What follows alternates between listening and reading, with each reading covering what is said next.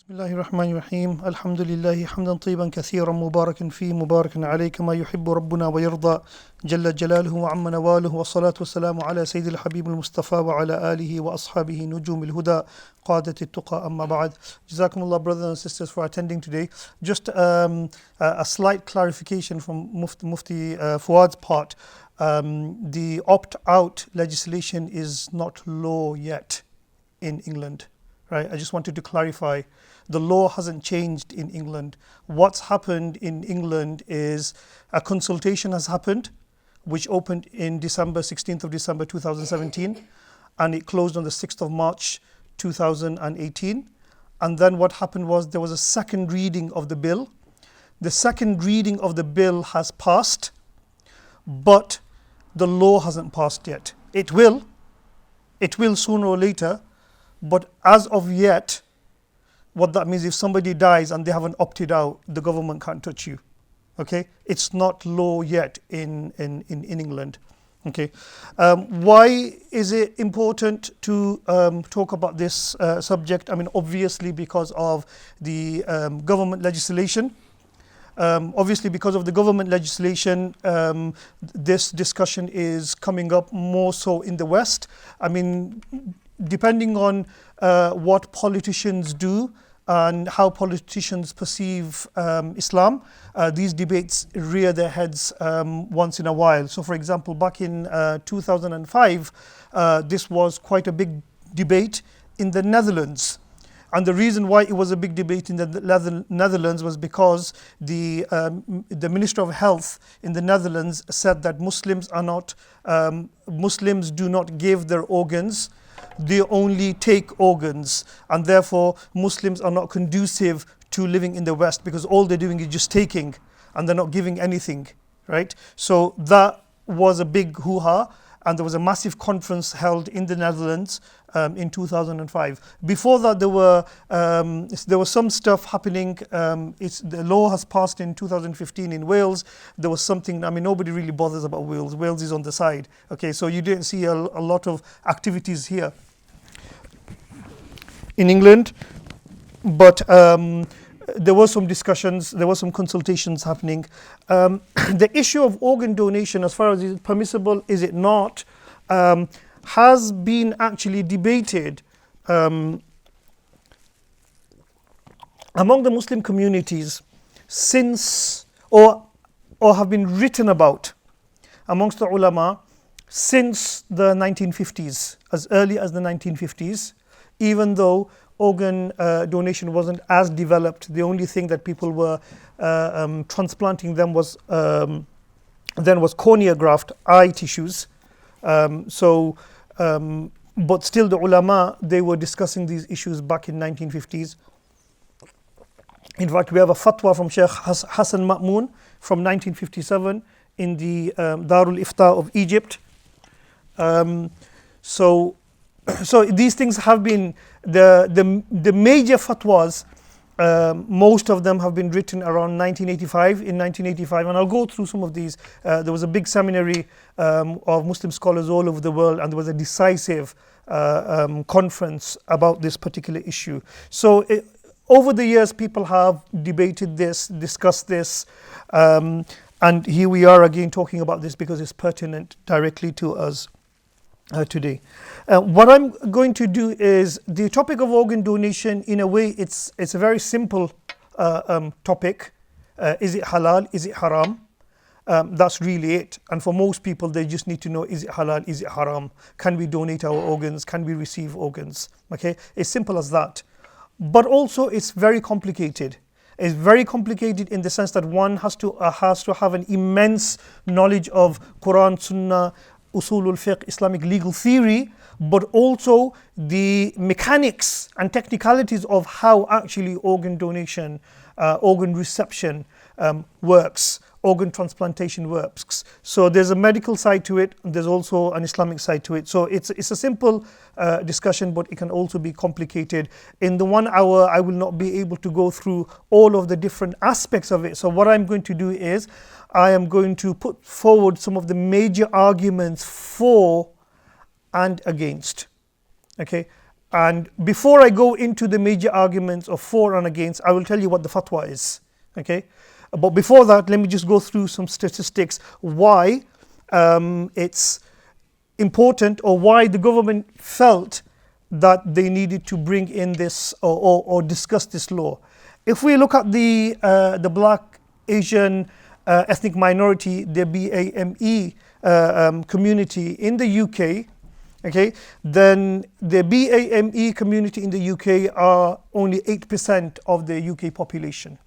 Okay, however, as far as the people who are on the donor list waiting to receive, not donor list, but a transplant list, waiting to receive an organ, okay, from the BAME community, Black ethnic Asian minority, then on the register we know that there are 29%, okay, 29% of the BAME community are on the waiting list, waiting to receive an organ, and most of them are basically related to end of stage renal disease, meaning through diabetes.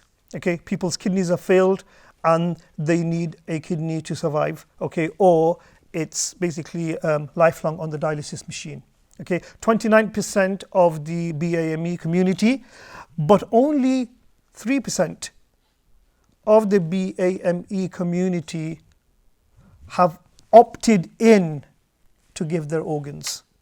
29, so that's out of 2,000 people, okay, that's only 60 people who have put their names down on the register to donate. Okay, so there's a dearth. The amount of people needing an organ and the amount of people who are donating, there is a stark contrast, and eventually a lot of these people will die.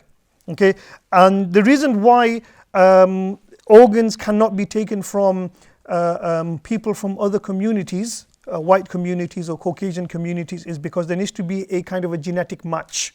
Okay, there needs to be some kind of genetic match, and Asians with Asians is the closest genetic match. Asians with white, there's no genetic match there. The body automatically rejects the organs. Okay, so because of this reason, the government, people are not giving their organs willingly. Government is taking a more muscular approach and trying to force people into giving those organs. And England is not the first country, or the UK is not the first country that's actually doing that. From the Muslim countries, we have Malaysia, Indonesia, Singapore, who actually have who are on the opt-out system, and it's working in their country. Turkey is on an opt-out system. Austria is on an opt-out system. Brazil is in an opt-out system. The Netherlands is in an opt-out system. So different parts of the world are already using an opt-out system. So it's not something which is new. Okay, we'll go through some of the arguments put forward. Let's look at some of the legislations. I'm not going to get bogged down too much. Can everybody see this? It's a bit small. I'm not going to get bogged down to too much of the legal side. So the very first kind of law that protects people is what's called the Anatomy Act 1832. The Anatomy Act, before the Anatomy Act 1832, what was happening was when people were dying and they were buried in the UK, I'm talking about, and they were being buried in their graves, there was a profession of people called the resurrectionists. They used to call themselves the resurrectionists. These were grave diggers who would go and dig the bodies out and then sell them to medical colleges for autopsy, for medical examinations. Okay, and people were actually killing people just so that they can sell their bodies to universities and hospitals, and therefore the Anatomy Act came about in 1832. We don't need to look at all of that. What's really important for us is this act here, the Human Tissue Act 1961 and the Human Transplantation Act 2013. The Human Tissue Act 1961 is the main UK legislation which permits organ donation, which basically allows a opt-in organ donation. An opt-in organ donation is that if you want to donate your organ, then you need to give consent. That consent, either you go to the NHS website, organ donation website, and you give your consent, Or on your driving license, you give your consent when you have a driving license, new driving license, or on your passport, or basically you carry a donor card. This is the law that allows that. That law was modified, the Human Tissue Act 2004 in England and Wales, and then the Human Tissue Act 2006 in Scotland, which basically is not too much different. This just makes the process more humane, how to storage it in a more humane manner. What's really important for us is the Human Transplantation Act Wales 2013. The Human Transplantation Act Wales 2013 is what we call the law of opting out. It's the first time in the UK when the consent or the actual consent law has been reversed, and now what they have is something called deemed consent or presumed consent. What that basically means is that you do not need to consent for your organs to be procured, for your organs to be taken. If you do not opt out and say, I don't want my organs to be taken, then it is seen automatically as deemed consent, that you have given your consent. So when you die, then the NHS will basically say, well, this person, when they were alive, they did not dispute it, and therefore we will take their organs. Now, this is the Human Transplantation Wales Act 2013, which passed in 2013. The bill itself passed in 2013, but the legislation, it became law in Wales in December 2015, on the 1st of December 2015. There was a lot of consultation happening in Wales at that time. That's when I first went to Wales, and we protested against this. We said that it doesn't take into consideration some of the religious aspects of a person's life.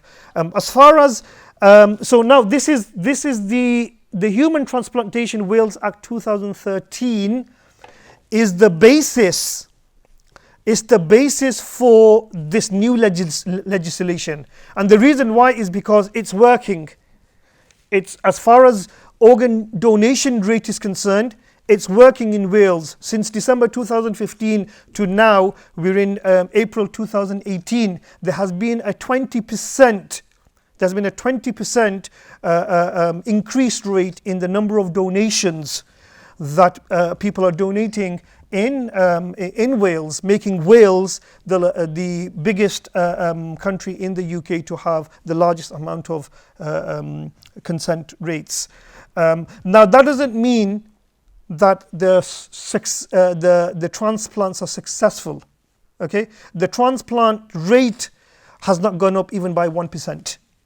Okay, because donating an organ, right, to say that when I die I will donate my liver or my heart is one thing, and then successfully transplanting that into someone else, that's another thing. There have been cases where people lost organs on the operating theatre, or as soon as the organ has been transplanted into someone, the body immediately rejected it. Okay, so there isn't a correlation between the donation rate and the successful transplant rate. Okay, so that needs to be understood. This becomes the basis, the precedence. Yes, Wales is basically like the guinea pig. It's the first colony. So you know, like the 5p bag rule, where you have to buy your carrier bags for 5p in Asda's and Tesco's and everything, and people were kicking off 2 years ago. Well, we had that law in Wales since 2010. If you go and check my car, then I've got loads of bags in my car. Okay, because we just keep them. So Wales is like a guinea pig. This law has worked. Everybody's fine with it now. Okay, whoever needed to opt out, they've opted out. It's working. They've seen the success rate, and sooner or later it will become law. It will become law, because the second bill has passed the reading, and nobody has argued against this. Okay, so that's just but just to say that it's not law yet in England. Okay, definitely not in Scotland. It's not law yet in England. So a lot of people, there's these WhatsApp messages going round saying that, brothers, your organs belong to the UK government. you need to really opt out, or the UK government will take your organs. I would like to make my position clear. I'm not here from the point of the government or the NHS. Okay, I am not going to give you, well, I'll give you my opinion on this, but I will give you the issues related to that, and then it will be up to you to decide what you want to do on this. But at least you are informed. Either when you opt out, you know why you're opting out, or if you decide to opt in and to give your consent, you actually know why you're doing that. Okay. Some preliminary remarks. Okay. And these are very, very important preliminary remarks. I mean, if you don't get these, if you don't understand these preliminary remarks, then organ donation will not really make sense to you at all. Number one, there is no mention of organ donation in the Quran. There is no mention of organ donation in the Quran. Number two, there is no mention of organ donation in the Sunnah, in the prophetic hadith. Why do you think that is? Why do you think that is? That there is no mention of organ donation in the Quran, there is no mention of organ donation in the Sunnah. Why do you think that is? They didn't do transplants those days. Yeah, they didn't. It's a very new concept. I mean, the very first organ transplant we find is 1881, where people who are having thyroid problems, okay, people having thyroid problems, and their thyroid glands were being taken out by doctors, and they've been thrown away. And then doctors started finding out that those people who no longer have thyroids, they have developmental problems, physical developmental problems, but also behavioral problems, because the thyroid glands controls behavior, and that's why you have people who have ADHD, and also it has problems with developmental issues. So then what the doctors did was they took the thyroid glands, right? They cut the diseased bit and then retransplanted it back into people. Okay, that was as early as 1881. Those are the first instances we find of organ transplant taking place. The very first successful organ or heart transplant that we find is 1961 by Christian Bernard in South Africa, where the patient lived for 18 days. He did a heart transplant. The patient lived for 18 days, and after that, he died. The very first heart transplant in the Muslim world took place in Jordan in 1972. Okay, so no mention of organ donation in the Quran, no mention of organ donation in the Sunnah, no mention of organ donation in classical fiqh literature. Fiqh literature is the literature on Islamic law. Okay, the first fatwa on organ donation is in the 1950s. Sheikh Hassan Ma'mun was the Grand Mufti of Egypt at the time, gave a fatwa where a company, an organization by the name of An-Nur wal-Amal, the organization of light and hope, wanted to develop an cornea is the tissue on top of the eye, a cornea bank, because Egypt has a severe eye problem. Okay, a lot of my teachers in Egypt were blind. Okay, so they have a really big issue with eye problems. So they wanted to have a bank where cornea grafts, tissues can be preserved. And they asked Sheikh Hassan Ma'mun, are we allowed to do that? And he gave a fatwa back in 1959 that it's permissible. Okay, so the first fatwas on organ donation is in the 1950s. Let's look at some of the components involved in organ donation. Some of the components. So if we have the organ here, right? As far as organ donation is concerned, there are two sides. Okay, remember there are two sides to this. One is that somebody is donating an organ, giving an organ.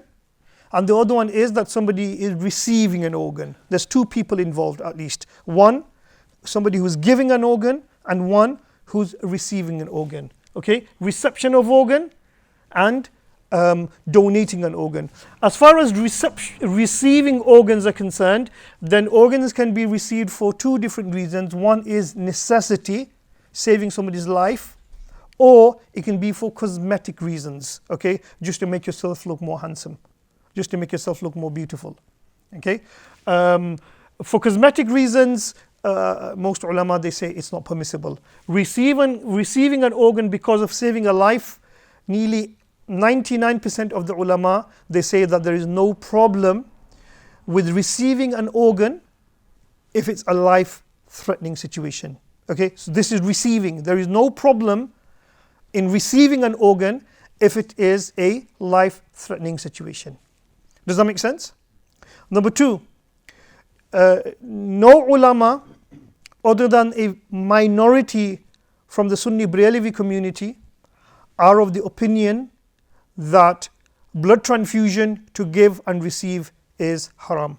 No ulama say that. Everybody says that blood transfusion to give and to receive blood is permissible. Only a minority from the Sunni Brahlevi community, Sheikh Muhammad Akhtar Raza Khan Brahlevi, who is the great grandson of Mawlana Ahmad Raza Khan Brahlevi, he gives the fatwa that even that is not permissible. Okay. Other than that, everyone is kind of unanimous. Blood transfusion to give and to receive is permissible. As far as donation is concerned, then we can look at the origins of the donation. Who is the donor? Who is the donor? We have what we call xenotransplant. We don't need to remember all of that. Xenotransplant, autotransplant, allotransplant. Okay, xenotransplant is basically transplant organs from animals, from a different species. Okay, there is no such thing as xenotransplant yet. They haven't got the technology yet. What they have done is taken certain tissues and skin grafts from animals. Okay, valves from pigs. Okay, but other than that, there isn't any organs taken from animals. That technology is not there yet. Okay, but the ulama hypothetically do write. Hypothetically, they do write that if xenotransplant was possible and successful, right, then it will actually be more permissible than taking from another human being, even if that animal is a pig. Okay, but that technology, that's a hypothetical scenario. That technology is not there yet. Number two is autotransplant. Autotransplant is basically taking from yourself. Okay, so taking something from yourself and then retransplanting it on yourself. Like when I was 1 year old, I jumped into a bucket of water, boiling water, when we were living in 53 Elm Street. Nearly died, had a 3rd-degree burn. All the skin on my back got melted away.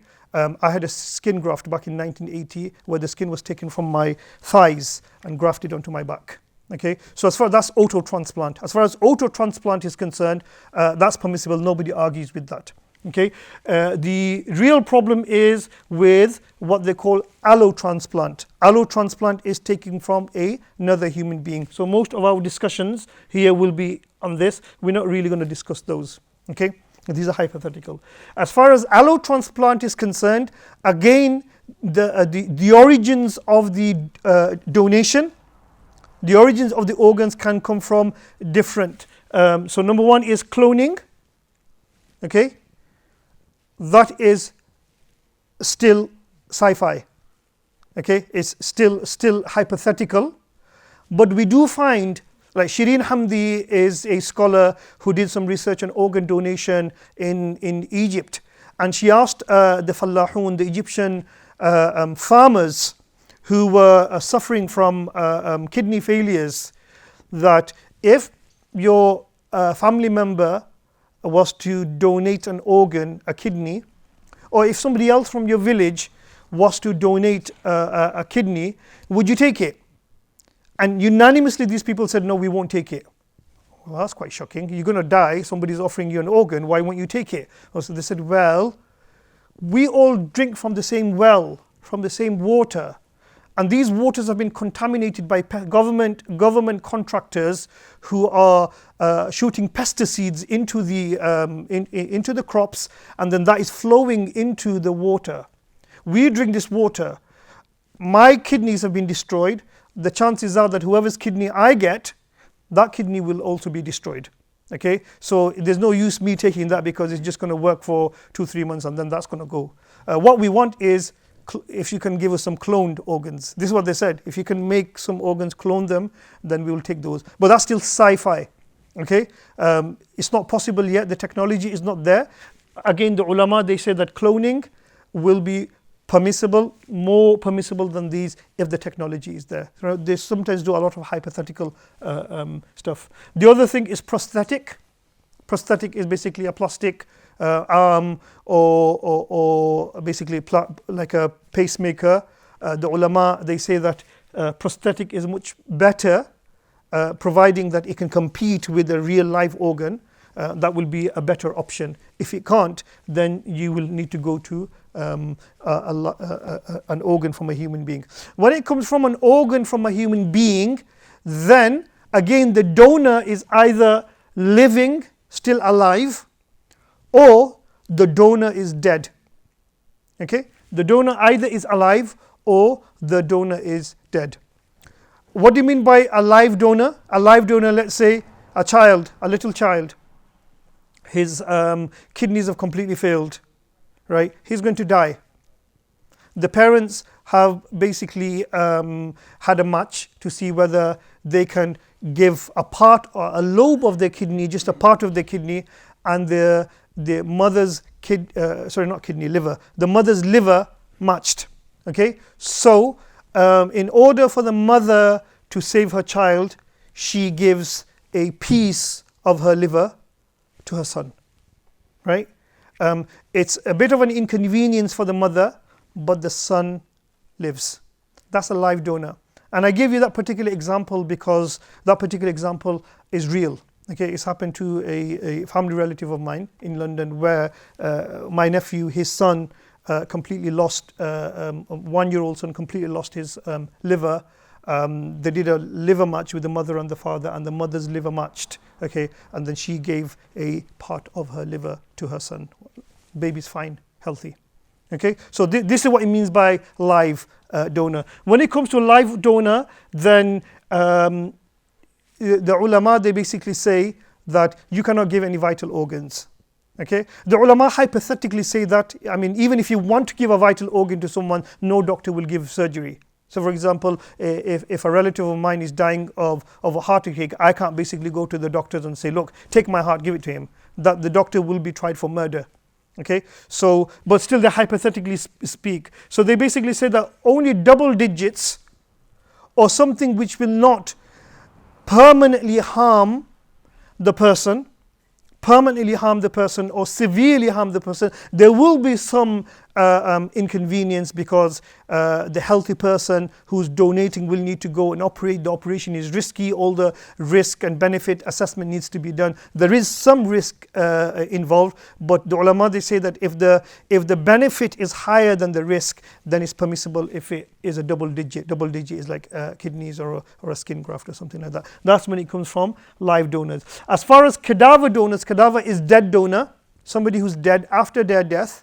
As far as cadaver donor is concerned, then again, the dead person can either be somebody who's been declared dead due to a cardiac arrest, complete cessation of the heart, okay, so the heart is not pumping blood anymore, or has been declared brain stem dead, okay, so the stem of the brain is completely not functioning, but the person has been declared dead, but he's still on a life support machine, and the life support machine is artificially pumping blood through the body, okay, pumping oxygen through the body, and the person is still on a ventilator. This is the point where ulama, they say that you're allowed to switch off the ventilating machine, the life support machine. So there are two types of death. One is cardiac death and the other one is brain stem death. There are differences of opinion amongst the ulama as to which one is permissible, and I will go into the fatwa. And the reason why there is a difference is because those of you, are there any doctors here? Any medics? Right? Okay, so those of you who are in the medical field will know that actually when somebody dies, immediately oxygen stops, the blood stops flowing and oxygen stops flowing. Blood has hemoglobin in it, oxygen. Oxygen supply stops from the different organs, and within seconds the organs start becoming what we call hypoxic. They start dying, And when the organs start dying because of oxygen starvation, they're no good. Within 4 seconds, the heart dies. Within 4 seconds of a complete heart cessation, the heart dies, and the heart is no longer useful for organ donation. Okay, so that's why brainstem death is, and there are problems with brainstem death. We will have a look at that. Let's look at the fatwa, which is more, which is what you're all interested in, and then we can go into the arguments. Okay.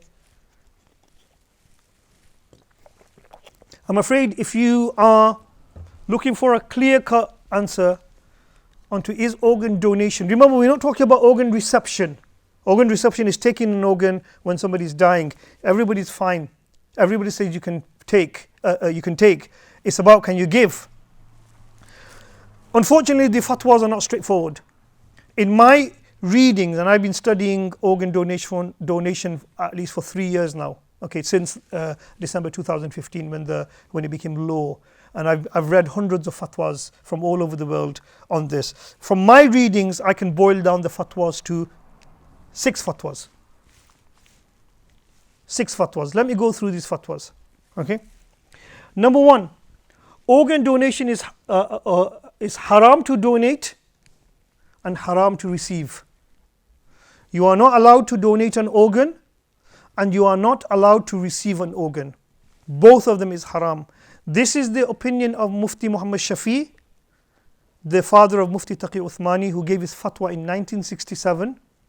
Okay, this is the opinion also of Mufti Akhtar Raza Khan Brelvi, the great grandson of Mawlana Ahmad Raza Khan Brelvi. And the reason why I am specifically mentioning those names is because Mufti Muhammad Shafi is seen as the Grand Mufti of the Deobandis. Okay, Mufti Akhtar Raza Khan Brelvi is seen as the Grand Mufti of the Brelvis.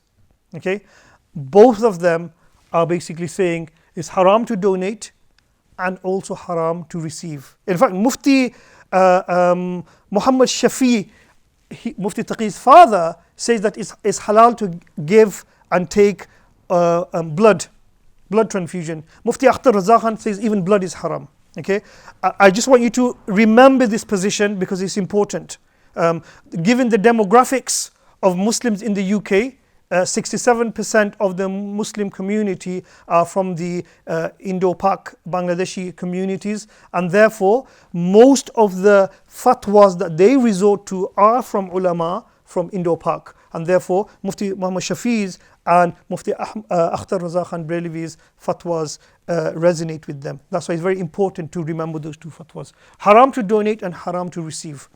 Number 2 is it's halal to receive. To take is permissible, haram to donate. You can take but you can't give. Yeah, you can take but you can't give. That was the opinion, and still the opinion of a sizable majority of ulama from South Asia, India, Pakistan, Bangladesh, Afghanistan. You're allowed to take but you're not allowed to give, and that's where all of the the WhatsApp messages, brothers, the UK government will own your bodies, you need to opt out. That's the fatwas where this comes from. Okay, they should have also mentioned that also please write a will that if you need an organ, then you would not take it. Okay, but this is the fatwa where they base that you're halal to take, but it's haram for you to give. Fatwa number 3, halal to take. It's halal to is halal from live donor, okay, and haram from dead donor. Yeah, it's halal to take if a living person is donating, it's permissible. But if a dead person is donating, obviously a dead person won't physically donate, he will give permission, right? Then it's haram. Does that make sense? Why do you think that is? Can somebody tell me why you think that is? That living people, they're allowed to donate, but people who are died, I mean, some people will make the argument that, well, this person's dead, you're going to put him in the ground, and everything is just going to turn into soil. The whole body is going to decompose. And isn't it better to use his organs to save another life? Okay, but they say that it's halal to take, it's halal to give when the donor is a living donor. It's haram to give when the donor is a dead donor. Okay, does that position make sense? Does it make sense? Okay. Fatwa number 4. Halal to take, right? You'll notice that except the first fatwa, all 5 other fatwas, they basically say it's permissible to take. Yeah? Providing that it's a necessity. It's halal to take, halal from live donor, halal from cardiac death donor, haram from brain stem death donor. So here the Mufti is making a distinction between somebody who has died because of a cardiac arrest and somebody who has died because of brain stem death. Halal to take, halal to give when the donor is living, halal to give when the donor has died out of a cardiac arrest, haram to give when the donor has died out of brain stem death. Okay, and the reason why is because the Mufti here does not believe that brain stem death is actual death. Yeah, the Mufti does not, because the heart is still pumping even though it's on a machine. There's blood pumping, there's breathing through the machine, but because the heart is still pumping, they argue that the ruh is still in the body. You will have a case of brain stem death where, let's say, a person who's riding a motorbike going 100 miles per hour on the M62 and suddenly go splat, right? Fall down, their head is completely crushed. Completely crushed. This person is completely brain stem death, meaning that he will never, ever will be able to regain conscious. He's locked in, he will never be able to come back alive. But all his every other organs, his heart, his liver, everything else is perfectly fine. Okay, so that will be a case of brain stem death. So here we have the Mufti saying halal to receive, halal from live donor, halal from dead donor.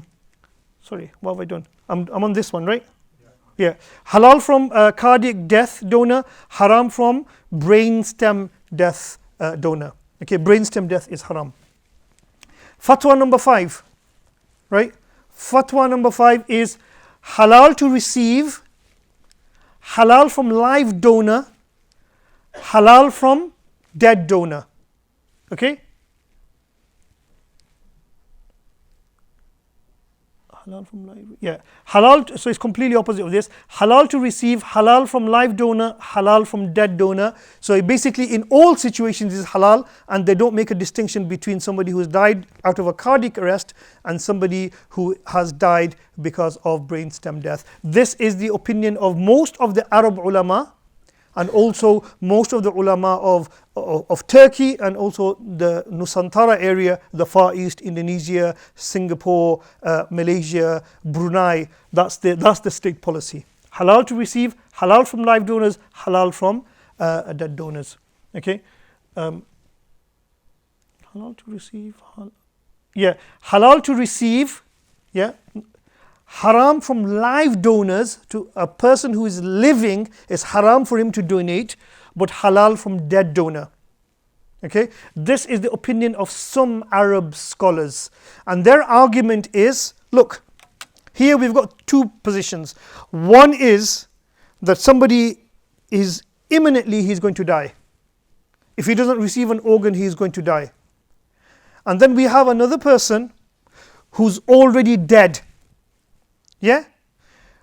Now there's a small cost that we are paying here in order to save the living person, and that is that we open the dead person and we take his organs. Okay. Normally, what happens is when people die, you should do the janazah and put them in the grave. Okay, but here we're inconveniencing the process by taking his organs, but in the grand scheme, we saving our life.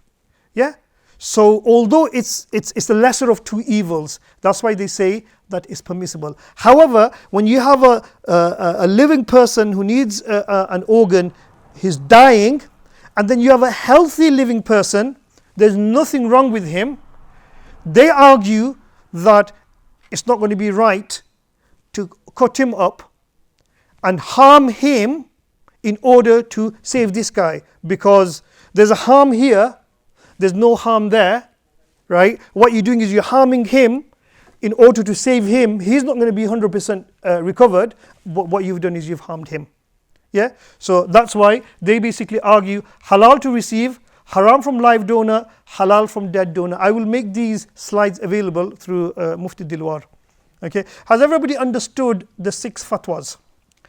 Out of my readings of the fatwas, these are the 6 major fatwas. Now I'm going to tell you something which is very, very, very important. Okay, and I really want you to concentrate on this. Whichever position you take from out of these 6 positions is an Islamic position. You are allowed to take this one, or you are allowed to take this one. Whichever position you take out of these 6 fatwas is an Islamic position. Okay, why is it an Islamic position? Because of this. No mention of organ donation in the Quran. No mention of organ donation in the Sunnah. No mention of organ donation in classical fiqh literature. The first fatwa on organ donation is in the 1950s. What that basically means is that we do not have a clear-cut guidance from Allah and Rasul either way. Either way, is it jaiz or not? It is an ijtihadi issue. It is an issue where the ulama have tried to understand and make sense of the verses of the Quran and Sunnah, and gave their not only their own opinions but their collective opinions, and they have come to a conclusion. But they cannot say that this is what Allah intended, because nobody can read the mind of Allah. They cannot say, no, this is what Allah intended. This is why I say that the question of opting out or opting in is a moot discussion. Is organ donation, is it jaiz or not? My contention, and I'm saying this, and people will say, well, that's not good enough. You tell us, is it jaiz or not? My personal position is this one: halal to receive, halal from live donor, haram from dead donor. I have come to that position by researching only this issue for the last 3 years. Okay, that is my personal position. All of these positions are fatwas given by stalwart ulama, and whichever one of these positions you take, that is an Islamic position. Yes? Sorry, just have one more time. Which is your position? Sorry? Which is your opinion? I got confused. So which one is yours? This one.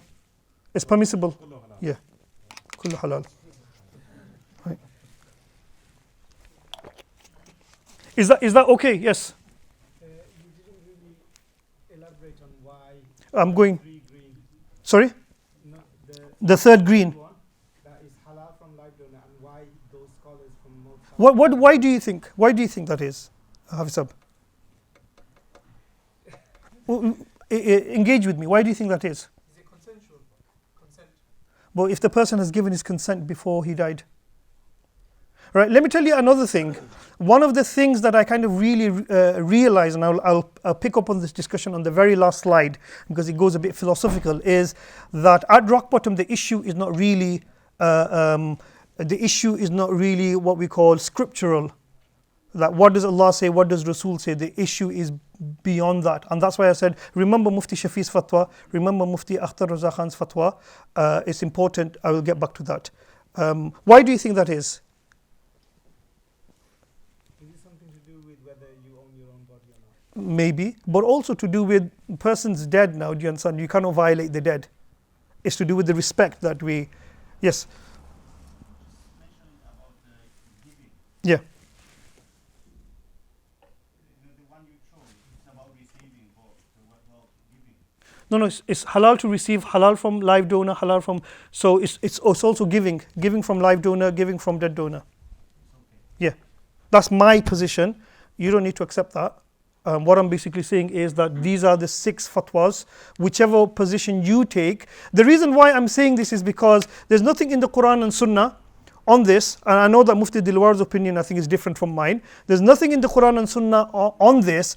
There are other factors involved, right? Other factors, for example, here the Arabs, right? Where's the Arab position? Haram from live donor. They basically looking at the living person and the dead person, and they're saying, look, the dead person is dead. Right? Yeah, we respect the dead, but the person's dead. His body is going to, rot away. Why can't we benefit the living? Right? Whereas the South Asian scholars here, they'll basically say, well, when we're living, we've got a bit of control. There's anesthetics involved. There's pain control involved. But the dead is bichara. He's dead. He can't even defend himself. Right? How do you know that in Sakrat, just before he died, he changed his mind? Do you understand?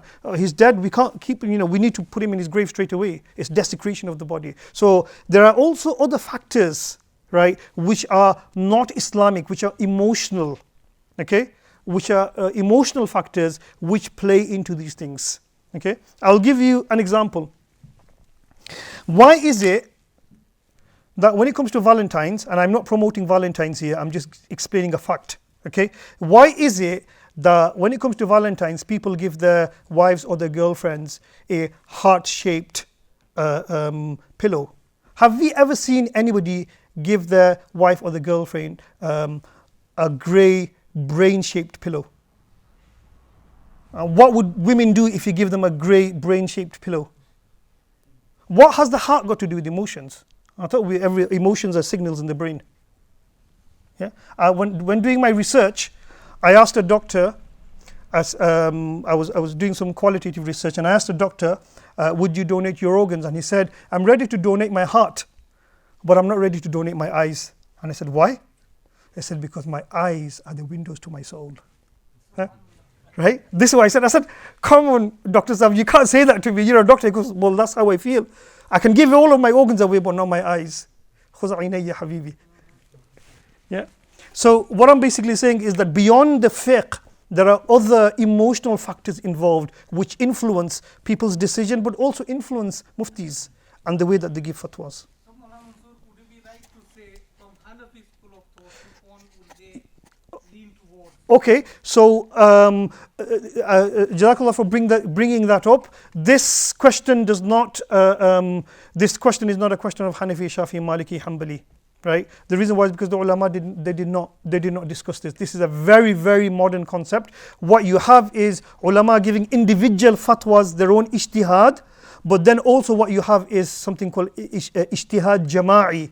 Ijtihad jama'i is collective ijtima, where ulama getting together in conferences, international conferences, they debate these issues. The way that these international conferences work is ulama who are research on this topic will be given a title. They'll given like 6 months, say, look, you need to write on this, you need to write on this, you need to write on this topic from different aspects. You need to present your paper before the conference holds, and then what you need to do is in the conference you need to come and present your paper like the way that I am doing, and then people will all the ulama who are there, they will argue with that, they will argue with it, they will reject it, they will until there comes a kind of a consensus and ijma, and then a declaration of that conference will be written, and that will be the kind of modern position. Yes, Fakrul, you had a question? Right at the beginning you talked about permissibility based on whether or not someone's life's in danger. What about if it's to improve someone's life? Improve someone's life in what sense? For example, you talked about the eyes. Yeah. You can live without your eyes. Yeah, I mean, not only necessity, but haja also comes in. Haja is, I'm going to go through that as well. I've got it covered. Can we carry on? We'll take question and answers. I apologize, I set this off, so sorry. Yeah. Okay. Let's look at the declaration of the Islamic Fiqh Academy, right? The Islamic Fiqh Academy, Majma' al-Fiqh al-Islami, the Majma' al-Fiqh al-Islami, Islamic Fiqh Academy is an academy which is in Makkah, okay, and it comes together once a year to discuss modern issues, okay, modern issues on all sorts of things, from stem cell research to eugenics to genetics to banking, finance, all sorts of things, okay. there was a conference held in 1985. Okay, I'm going really back. 1985, which was the first conference of the Islamic, the Majma' al-Fiqh al-Islami, the Islamic Fiqh Academy, and scholars from all over the world, they came and they presented their paper on this. And then there was a declaration that the Islamic Fiqh Academy took a particular position. Now, I will have to say that out of all the signatories of the Islamic Fiqh Academy, not everyone agreed to organ donation. Some of them basically said, well, we need to do more research. So for example, Sheikh Abdullah bin Baz, right, who was the Grand Mufti of Saudi Arabia, in a previous conference that they had before this one, in a previous conference of Hayat Kibar al-Ulama, he took a non-committed view. He basically said, look, I need to research this, and therefore I'm not going to take a position. In this conference, in the 1985 conference, it was a 9-day conference. He basically said, I am convinced now that it's permissible.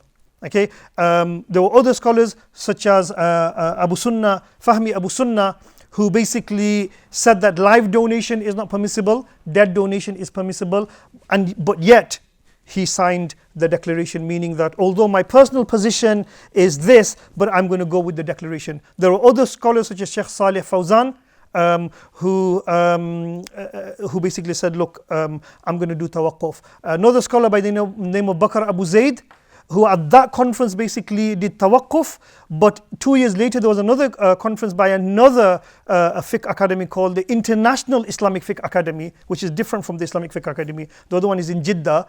He basically then said, I'm convinced now. So what I'm basically trying to say is that just because the declaration is there, that's the collective declaration. But if you look at the individual signatories, not all of them agree to that. But let's basically see what the declaration says, because that declaration then becomes the basis for fatwas, especially for all over the world, especially in the Far East, in Singapore, in Malaysia, in Indonesia.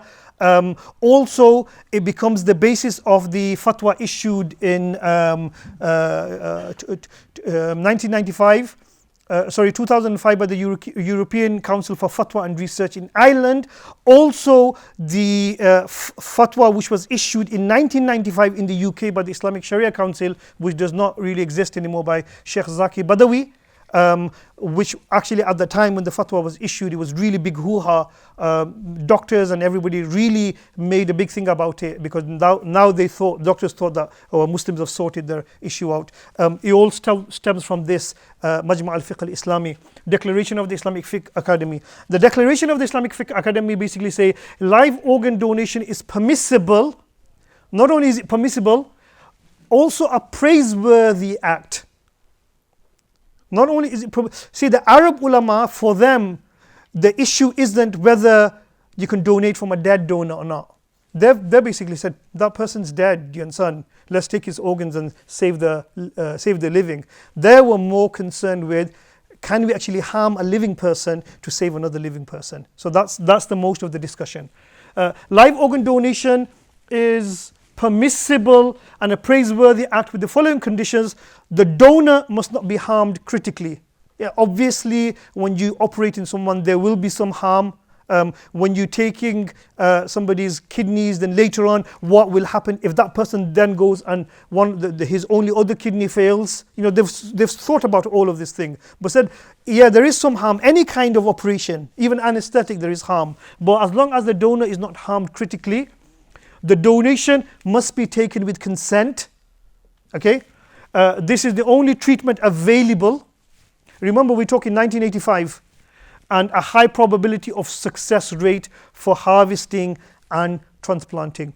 Now, I will have to say one more thing here, and that is that out of the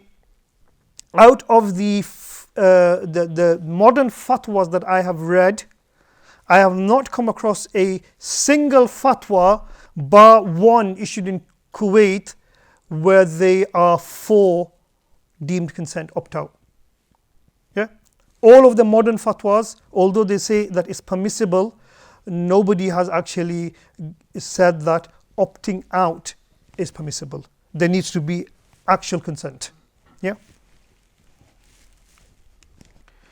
The declaration of the Fiqh Academy carries on. Dead donation is a fortiori permissible. For a fortiori permissible means that if live donors who are living and you can harm them to save another living person, then somebody who is dead is even more permissible, providing the deceased was legally competent when alive,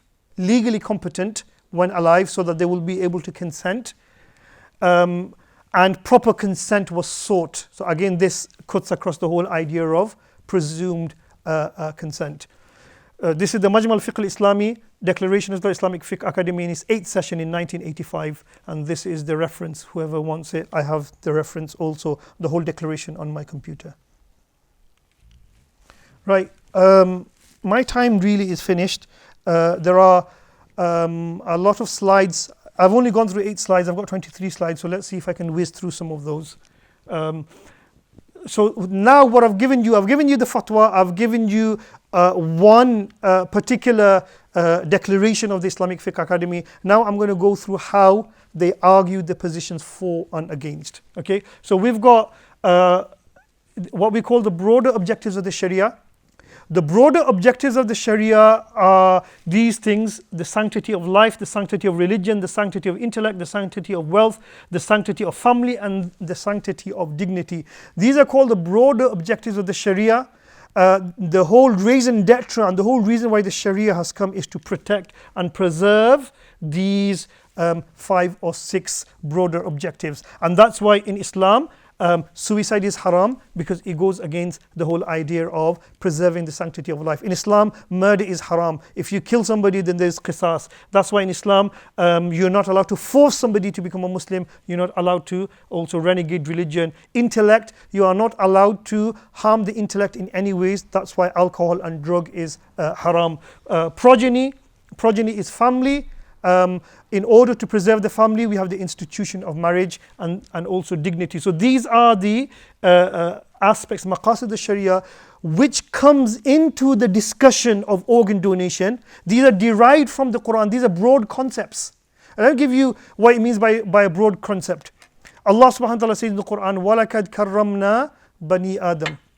We have dignified the human being. So the idea of dignity and to preserve the dignity of the human being is a Quranic concept. Allah subhanahu wa ta'ala said that you need to preserve the dignity. But the real question is that preserving the dignity of the human being is an abstract concept. How do you concretize that? How do you apply that? Would organ donation go against dignity, or would it be dignity? Would opening up, right, another human being, dead human being, to take their organs, and remember, we're not talking about selling, and we're not talking about buying. Nobody says that that's permissible. We're talking about gifting in order to save somebody's life, right? Would that be seen as indignified? Would it be seen as violation? Would it be seen as mutilation? Or would it be seen as honoring this person by using his body parts to save somebody else? So we have these abstract concepts, but the point is that how do you concretize them? How do you apply them? That's where there's a difference of opinion amongst the ulama. The other, then we have what we call maratib al-masalih, levels of gravity. Okay, so vital, darura, fakrul yas, this question, valued, haja, and tahsin is supplementary. So for example, somebody is doing surgery, somebody is doing like a vital surgery, like receiving an organ to save their life. Okay, somebody receiving an organ, let's say, just so that they can have a better cushy life. Okay, or somebody receiving something else like skin graft or hair graft from another human being so that they don't look bald. Okay, these will have different religious ruling. As far as organ donation is concerned, it comes within vital and valued, and they say that if it's vital or valued, that's where your eye cornea comes in. It's not actually in the eye transparency, it's not actually the eye, it's just a skin from the eye. That's where this will come in. Okay, so these are what we call the maratib al-masalih. Without going into too much, let's look at some of the issues involved. Okay, number one issue, most people have a problem. Our bodies belong to Allah. Okay, if our bodies belong to Allah, then do we have the autonomy to give it away? Where is Allah's rights? Who owns the body? Opt out is basically more like the state owning the body and not Allah subhanahu wa ta'ala. Our body is an amana, it is a trust from Allah. These are some of the arguments put forward.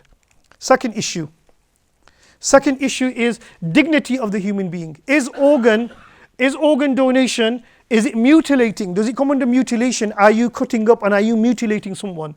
Is it prolonging the burial of someone? That within a certain amount of time, you need to bury the dead. King of Jordan, King Abdullah, when he died out of brain stem death. He was declared dead through brain stem death. Within the Shafi'i madhab, you're required to do janazah and bury the body within 24 hours. Okay, but it was impossible for all of the dignitaries of the world to come and attend the janazah within 24 hours. So they still kept him on the machine. Okay? And when all the dignitaries of the world they came, the chief surgeon and the Grand Mufti together, they issued a statement saying they switched off the machine and they basically said he died of a cardiac arrest. Here we have a situation where the definition of death was manipulated for a particular political motive. Right? So prolonging the burial, fear of black market organ trafficking, right?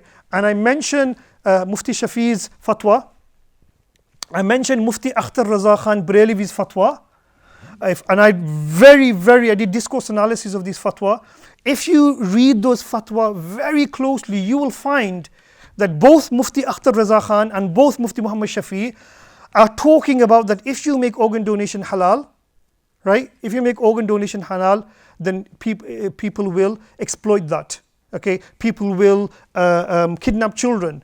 People will sell their organs out of poverty in the black market. And over and over and over and over again, they keep mentioning that to the extent that it got me thinking that actually, do you know what? The real reason why they're saying it's haram is not because of the Quran and Sunnah, but it's actually because of the social reasons. Imagine 1967, Mufti Muhammad Shafi gave this fatwa. 1967, even today in Pakistan, there isn't a government-supported organ program. Even today. If Mufti Muhammad Shafi and Mufti Akhtar Raza Khan Brelvi gave a fatwa of permissibility, what they've done is they've just made the demand permissible without a government-backed organ donation program. Where is the supply going to come from? Black market? So their fatwa opens up black market organ trading, and they understood that. That's why they basically said it's haram. And I delivered a lecture on a different part of my research in Markfield Institute of Higher Education, and I called that lecture Transplanting Fatwa. Not transplanting organs, I called it transplanting fatwa. And over there what I tried to show was that in addition to organ donation debate, what's actually happening is our scholars are taking these fatwas from India, Pakistan, Bangladesh, literally taking them out and transplanting them into the bosoms of the UK without actually even realizing the context where Mufti Shafi, Mufti Akhtar Raza Khan and everybody else were functioning in, and therefore they are coming with incorrect answers. Human beings are an end and not a mean to an end. So what are we? Are we like a car part where you can go to Brother Akhtar's garage and just basically say, I need a carburetor, I need a kidney? Or are we more than that? Are we an end in itself, or are we a mean to something? So these are some of the issues. Also, there are theological issues. The body feels pain after death. Some people say the body feels pain after death. Okay?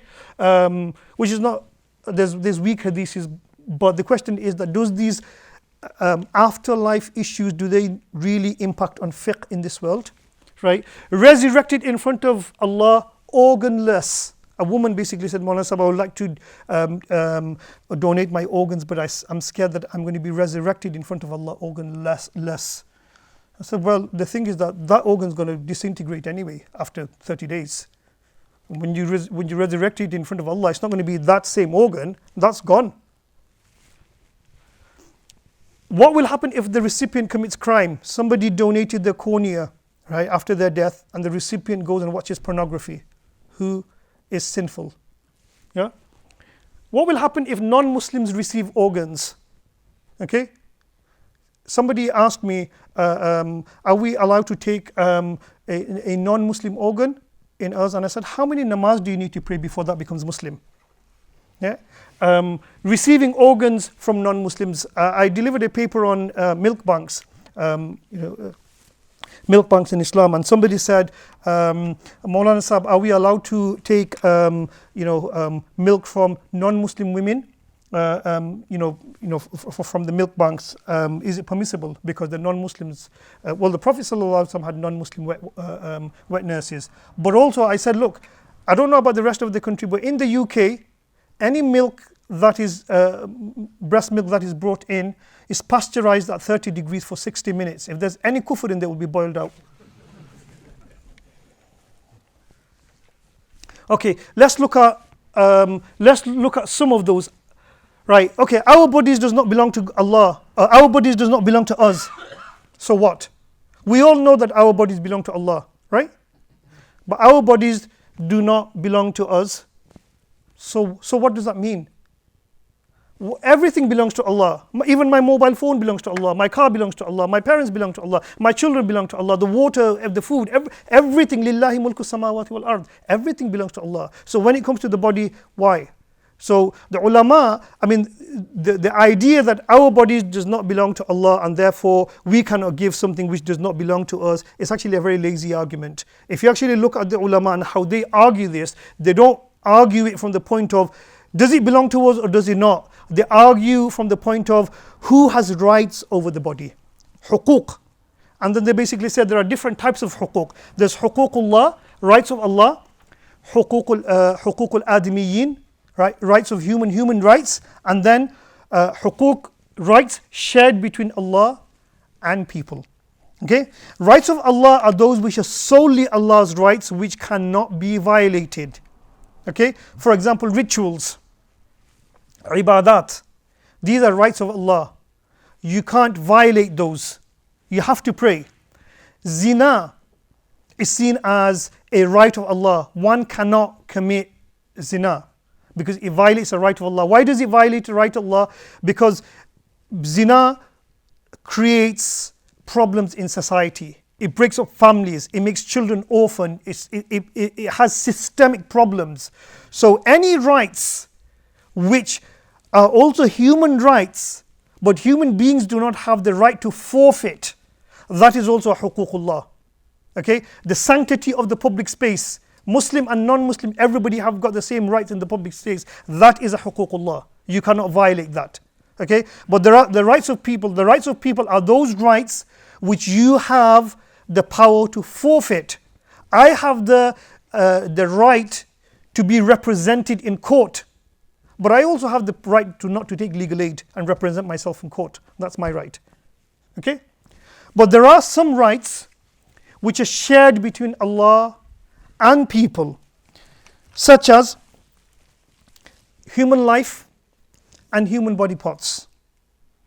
Human beings have certain amount of autonomy in what they do with themselves, like where they work, where they offer their services, where they hire out their services to other people, right? They have that autonomy.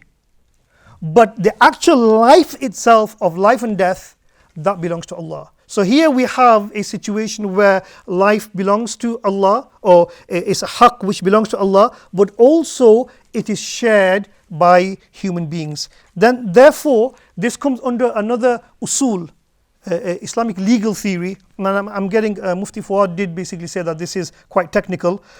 People have the right of discretion in everything which is their right or a right of theirs which is shared with Allah, either through ownership or through usage. So that basically says that if something belongs to you, if a mobile belongs to you, right, and it's yours, that's your right, then you have the right of discretion. Right of discretion means you have the right to do whatever you want with it, either because it's yours or because it's been given to you indefinitely to use. كل ما كان من حق الإنسان أو تغلب حق الإنسان فيه على حق الله جاز التصرف به سواء كان مصدر ثبوت هذا الحق تمليكا أو تمتيعا. So this is an usul. So because human beings, so the ulama will say that because human beings have got the right of discretion in their own body parts, therefore they also have got the right of discretion to donate that body part. Okay, in everything where a person has the right of discretion, he also has the right of altruism. So wherever I have got the right of discretion, I also can gift that. Organ donation is against dignity. Let's have a look at that. Organ donation is against dignity. Allah subhanahu wa ta'ala says, وَلَقَدْ كَرَّمْنَا بَنِي Adam. Those people who say that organ donation is haram, they basically say that Allah says that He has dignified the Bani Adam, and therefore organ donation is indignified. Right? Now, nowhere does Allah say that organ donation is indignified. Allah just says that human beings are dignified. But they use that argument to say, well, organ donation is a particular example of indignity. Okay. Also, we have the hadith of the Prophet ﷺ in Ibn Majah, Abu Dawud, and others, Mustadrak al-Hakim. The Prophet ﷺ says, "Kasru azmi al-mayyiti, kasru al-azmi al-mayyiti ka kasri azmihi hayyan." That breaking the bones of the dead is like breaking the bones of the living. And this hadith is something which comes over and over and over again as an example, a scriptural example that organ donation is haram. That if you are not breaking the bones of the living is exact in its sanctity and dignity as breaking the bones of the living. In the way that you are not allowed to break the bones of the living, in that way you are not allowed to break the bones of the dead. Now that is a very, very strong argument against organ donation. Okay, but if we, am I finished? Sorry? Okay, but if we, I need to mention this hadith because I think that a lot of people misuse this hadith. If we look at the asbab al-wurud of this hadith, the asbab al-wurud is what are the processes of this hadith, what is the story and the context behind this hadith. We find Amra bint Abdurrahman was a servant and student of Aisha radiallahu ta'ala anha. Amra bint Abdurrahman, she says, and this is in the Muwatta of Imam Malik, Amra bint Abdurrahman, she says to her son Abdullah that when I die, please give me a part of your land and bury me in your private land. Because I have heard Aisha radiallahu ta'ala anha say that the Prophet sallallahu alaihi wasallam said, breaking the bones of the living is like breaking the bones of the dead is like breaking the bones of the living. If you look at the chapter heading under which Imam Malik rahmatullahi alayhi discusses this hadith, Babu ma ja'a fi nabshil qabr, that the chapter of excavating or stealing the grave. And the context behind this is that people, remember I mentioned the resurrectionist, people used to dig up their graves because sometimes the coffin used to be quite expensive. And they used to steal the coffin, and in order to steal the coffin, they had to break the bones and then take the coffin and sell it off into the market. And the Prophet ﷺ wanted to stop this, and he said that breaking the bones of the dead is like breaking the bones of the living. Number one. Number two is, this is not talking about just breaking. If that was the case, then even surgery where sometimes you need to break bones and open up wouldn't be jais, wouldn't be permissible. It's the intention behind that, and the intention behind this hadith is degradation. We all seen the film The Message, right? Where Hind gets the Prophet's uncle Hamza his heart out and she eats it. Yeah? You all remember this from the seerah, that Hind eats the heart of Hamza. That eating the heart is mutilation, is ihana, not only mutilation and degradation of the dead, but also degradation of the living. Imagine if somebody opens up your father who's passed away and starts eating his organs. Yeah, how would you feel? So that's ihana. But here we really don't have the case of ihana. Organ donation is dignified.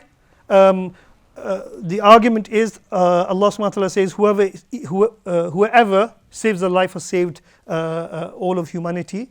Allah subhanahu wa ta'ala says in Surah Isra that saving a life is like وَلَقَدْ كَتَبْنَا عَلَى بَنِي إِسْرَائِيلَ, that we have made it fard upon the Bani Israel that whoever kills a soul is like he has killed of all of humanity, and whoever saves a life is like saving all of humanity. Even to save one person is like saving all of humanity. And also they also use وَلَقَدْ كَرَّمْنَا بَنِي Adam, we have dignified the children of Adam, right? And they basically say, well, taking somebody's organs with their permission to save someone else is actually dignified. So you can see that the same Quran ayat can be used both ways, and that's why you have different fatwas coming out.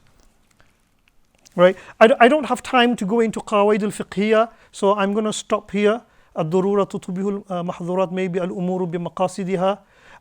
4 legal precedents. I'm just going to very quickly comment on this. I did mention that there is nothing in the fiqh books related to organ donation, but actually there is some legal precedents. Legal precedents is some cases where there is some kind of relationship there. Number 1 is cannibalism. Is it halal or haram? Are you allowed to eat a dead human being? So for example, in Ghuta or wherever, people are dying, there is no food, right? And people are going to die.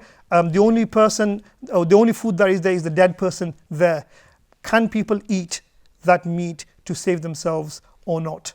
Okay, or can people kill the weakest in a group, right, who's living, to save the others? These are all questions that ulama have discussed. Okay, Hanafi scholars basically say at any cost you are not allowed to eat human beings. Shafi'is actually say, well, because of darura, because of necessity, you're allowed to eat human beings. Okay, remember, this is not your average doner kebab. This is like a real life scenario. Using human remains, right? So in the fiqh books they discuss, can you use human hair, can you use human bones, can you use human teeth or not.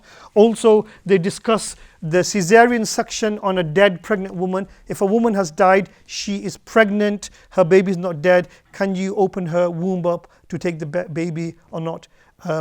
They discuss that, and also they discuss the issue of interning someone who gobbled my wealth. So if somebody eats your wealth, right, a large amount, he dies, can you actually open up that person's stomach to take your 50 pounds out? Most of the ulama, they say it's permissible. Okay, so these are certain legal precedents on that. Finally, I'm going to leave you with this. Sorry for the picture. Leave you with this slide. Who am I? At rock bottom, right? At rock bottom, organ donation goes down to the whole idea of who are we as human beings, right? Let me give you an example. In Bengali, we say Amar matat bishkhorer, right? Amar matat bishkhorer. In English, I say that I have a headache. So who has the ache? Do I have the ache or do my head have the ache? And am I and my head the same, or am I different from my head? Yeah, this is a philosophical question. Sociologists and philosophers, they discuss this question, that people are either embodied or enselved. Embodied basically means that I own something, so this is my body. Yeah, when I say this is my body, when somebody dies and say this is Mr. X's dead body, or do we say, oh, this is Mr. X, or do we say this is his dead body? So if that is his dead body, then where is he? Yeah. So what are we? Are we embodied or are we enselved? Do I have a body or am I a body? Okay, this is a philosophical question. Depending on how people see this question, people who basically see that we're only a conglomeration of different body parts, like a car part, then they have no problem with organ donation. People who basically see that they and their bodies are very much enmeshed, and the person who is enmeshed into their own reality, then they have a problem with organ donation. So I hope that I haven't confused you. That's the first thing. Number 2 is I hope that you've understood some of the arguments. We'll take some question and answers if that's okay. So the real question is to opt out or not to opt out. That is the question. Okay. My personal opinion is that if you actually believe organ donation is halal, yeah, if you actually believe that organ donation is halal, there is no reason for you to opt out, right? In fact, it's easier for you not to opt out. If you believe that organ donation is haram, then by all means go and opt out. Yeah, Jazakumullah khair.